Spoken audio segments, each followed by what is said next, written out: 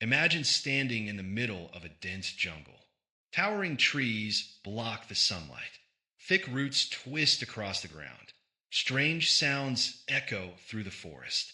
To most people, this would seem like untouched wilderness. But beneath your feet lies something extraordinary. Hidden under centuries of vegetation are roads, canals, reservoirs, temples, neighborhoods, and entire districts once connected to one of the greatest cities humanity has ever built. For hundreds of years, the world forgot it existed. Then modern technology revealed a shocking truth. The famous temples of Angkor were never standing alone. They were only the visible remains of a massive urban civilization stretching across hundreds of square kilometers. At its height, this city may have been among the largest on Earth. Its engineers reshaped landscapes. Its rulers commanded vast territories. Its builders created monuments so magnificent that people still travel across the globe to see them today. Yet somehow, this incredible metropolis disappeared beneath the jungle. How could a city of such scale vanish? What caused its decline? And what secrets are still hidden beneath Cambodia's forests? This is the story of Angkor, the ancient megacity the jungle concealed for centuries. To understand Angkor, we must travel back more than 1,000 years. In the early ninth century, Southeast Asia was a region filled with competing kingdoms and powerful rulers. Among them emerged a king whose ambitions would change history. His name was Jayavarman II.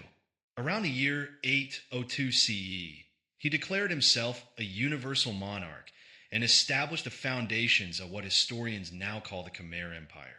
This moment marked the beginning of one of the most remarkable civilizations in world history.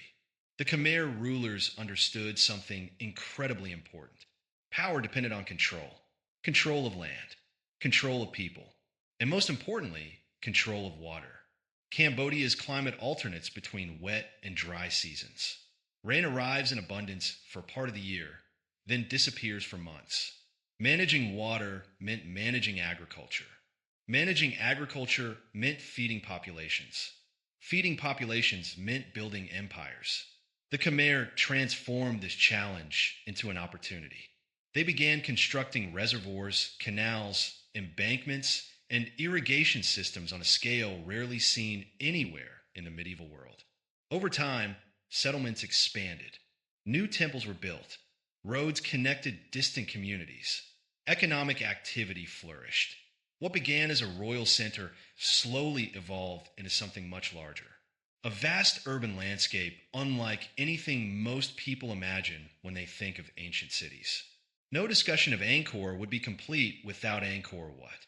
Constructed during the reign of King Suryavarman II in the early 12th century, it remains one of the greatest religious monuments ever built. The scale alone is breathtaking. Massive walls, intricate carvings, towering structures, perfect geometric planning. Thousands of workers, artisans, engineers, and laborers contributed to its construction. Every stone tells a story. The temple's reliefs depict battles, myths, ceremonies, and scenes from daily life. These carvings offer invaluable glimpses into Khmer civilization. But Angkor was more than architecture. It was political power expressed through stone. Kings used monumental construction to demonstrate authority. They connected themselves with divine forces. They reinforced legitimacy. They projected strength throughout the empire. Building grand temples was not simply an act of faith. It was an act of statecraft. Every monument communicated a message. The king was powerful. The kingdom was prosperous. The gods favored the empire. For generations, these symbols helped maintain stability across a vast territory. Yet beneath the surface, challenges were already emerging. Challenges that would eventually threaten everything. One of the greatest mysteries surrounding Angkor was its true size. For centuries, nobody fully understood how large the city had been. Explorers documented temples. Researchers mapped monuments. But dense vegetation hid much of the landscape. The jungle concealed roads. It covered neighborhoods. It erased evidence of countless human activities. Then came a technological breakthrough. Researchers began using LiDAR. LiDAR uses laser pulses from aircraft to scan terrain below. The technology can effectively see through vegetation. What it revealed shocked archaeologists. Hidden beneath the forest was an enormous urban network. Previously unknown structures appeared everywhere.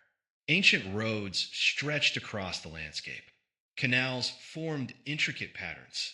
Residential areas emerged from what seemed like untouched wilderness. The discoveries transformed understanding of Angkor. The temples were not isolated monuments. They were part of a vast, interconnected city. What appeared to be wilderness was actually a landscape shaped by centuries of human activity. Entire districts had vanished from memory. Now, they were visible once again. The jungle had not created this landscape. The jungle had hidden it. Water was the lifeblood of Angkor. Without water management, the city could never have existed. The Khmer engineered one of the most sophisticated hydraulic systems of the medieval world. Massive reservoirs stored water. Canals redirected flows. Embankments controlled movement across the landscape. This system helped support agriculture and urban growth. For generations, it worked remarkably well. But success created complexity. Complex systems often become difficult to maintain. A small problem in one area can affect many others. As Angkor expanded, its hydraulic network became increasingly complicated. Maintaining it required labor, resources, and political stability. When all three existed, the system thrived. When they weakened, vulnerabilities appeared. Recent research suggests that environmental pressures may have placed enormous stress on the network. Periods of severe drought were followed by intense floods. Infrastructure designed for predictable conditions struggled to adapt. Channels eroded. Sediment accumulated. Water management became more difficult.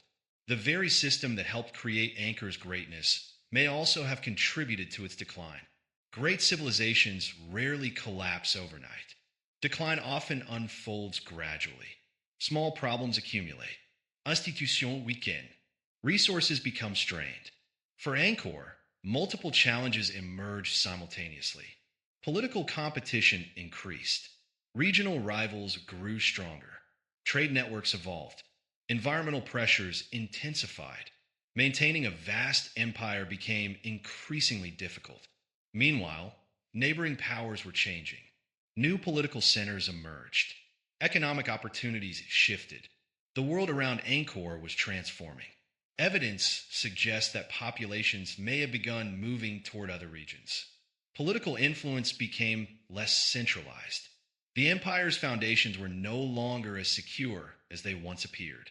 Yet, even during periods of difficulty, Angkor remained impressive. Temples continued operating.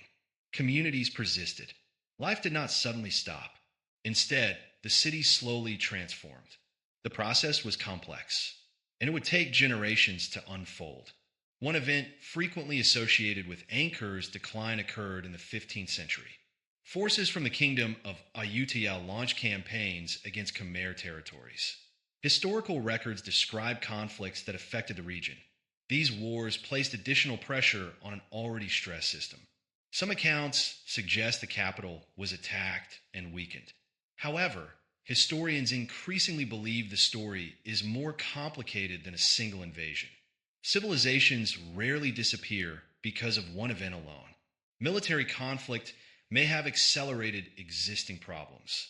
But environmental challenges, political shifts, economic changes, and population movements likely played important roles as well.